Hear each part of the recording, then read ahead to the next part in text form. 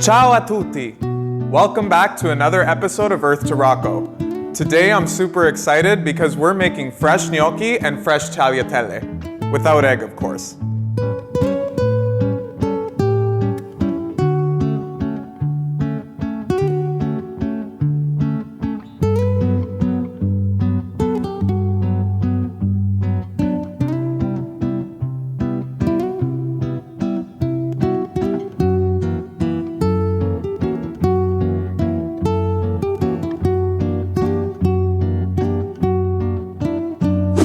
Contrary to popular belief, making pasta is not just for culinary school graduates or Italian nonnas.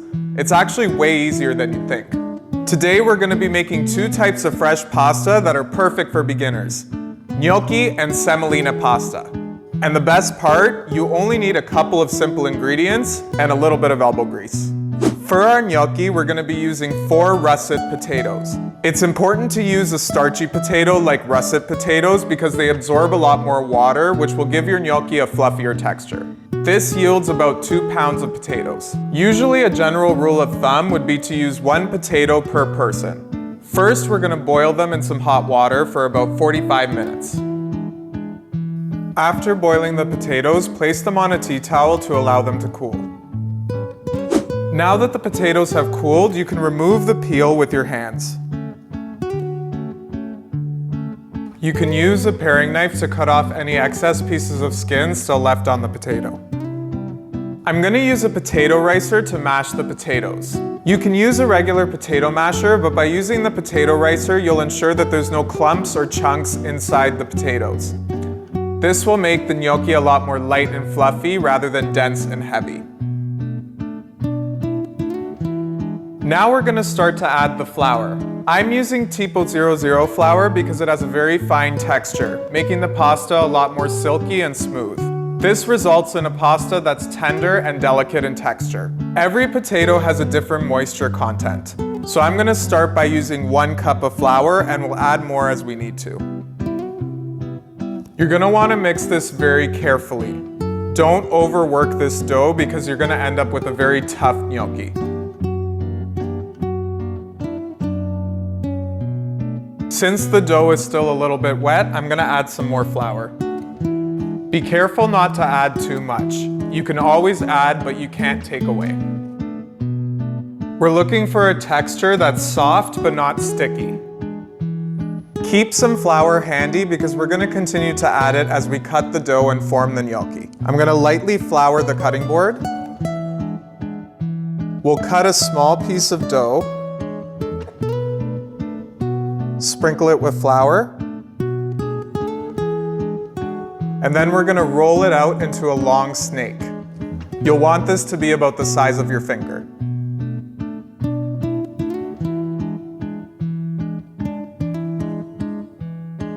Now we're going to cut these long strips into 1-inch pieces.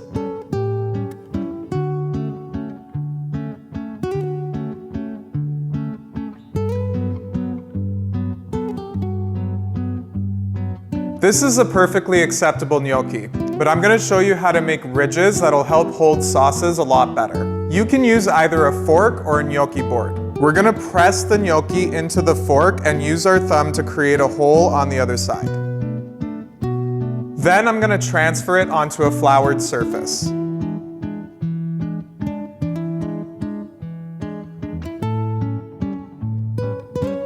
Now the gnocchi are done. You can freeze them on the tray like this, and once they're frozen, you can transfer them into a Ziploc bag or a container. If you're cooking them now, transfer them onto a floured tea towel. With the tea towel, you can easily pour them into the pot without overhandling the gnocchi.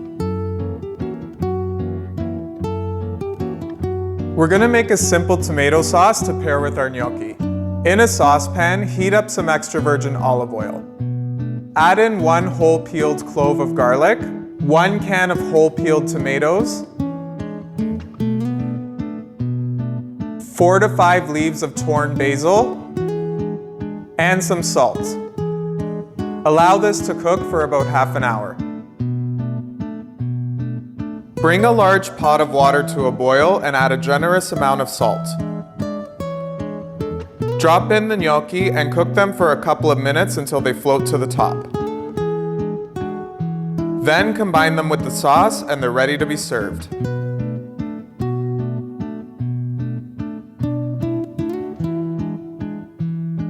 These gnocchi came out perfect. They're so light and airy and they go perfectly with this tomato sauce.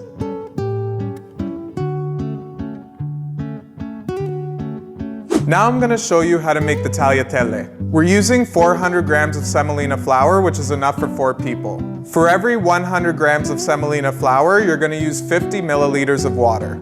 Semolina flour has a higher protein and gluten content than all-purpose flour. Pasta made with semolina flour is generally a lot more durable, which makes it better for cooking. That's because the higher protein and gluten content makes the pasta have a lot more elasticity. That makes it less likely to break or fall apart. First, pour the semolina flour onto a flat surface.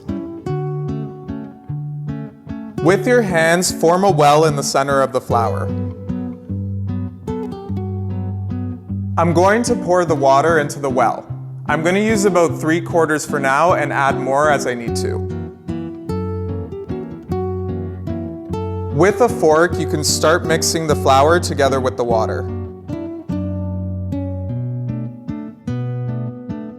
When the mixture starts getting thick, add the rest of the water.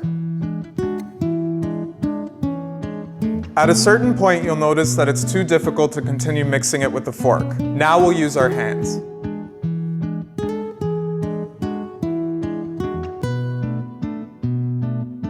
Don't feel like you have to mix in all the flour at this stage. You can just continue kneading it until all of the flour combines.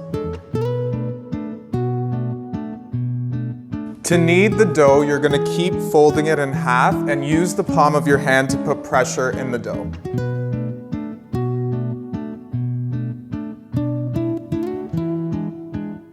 Kneading this dough will take about 10 to 15 minutes. Who needs the gym when you can knead some dough? If the dough is too wet and tacky, you can add more flour. If it's too dry, you can add more water.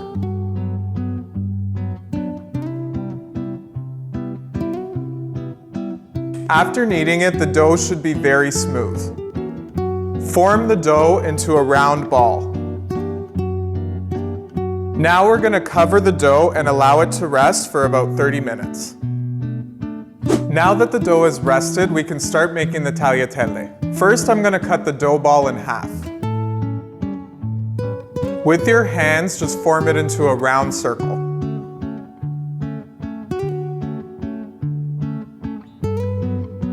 I'm just going to lightly flour the cutting board. Then I'm going to start rolling out the dough.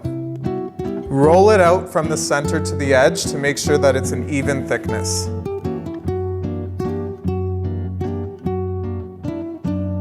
So you can see that we've rolled out the pasta dough very thin. Before we start cutting it, we're going to add a little bit of flour and gently roll it into a log. To make tagliatelle, we're going to cut them about 1/2 inch. If you want to make fettuccine, cut them to 1/4 inch, and for pappardelle, cut them 3/4 inch.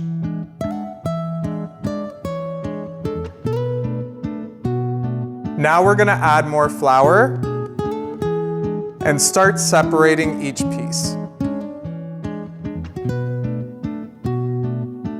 I'm going to set these aside on a baking sheet.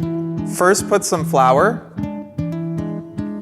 Then pick up some pasta and twirl it around on the baking sheet.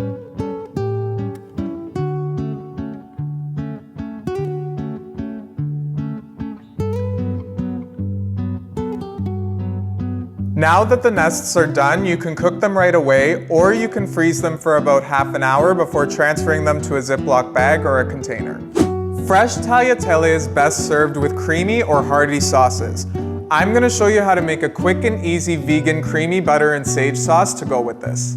In a pan, put in 8 tablespoons of unsalted vegan butter. Then add in 1 clove of crushed and chopped garlic, 1/4 cup of coarsely chopped fresh sage leaves, 1/2 teaspoon of ground black pepper, and some salt.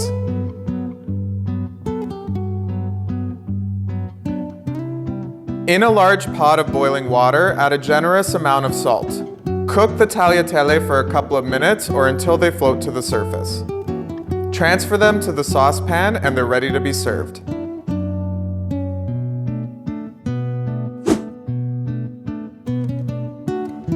The pasta reminds me so much of Nonna's. It tastes so good.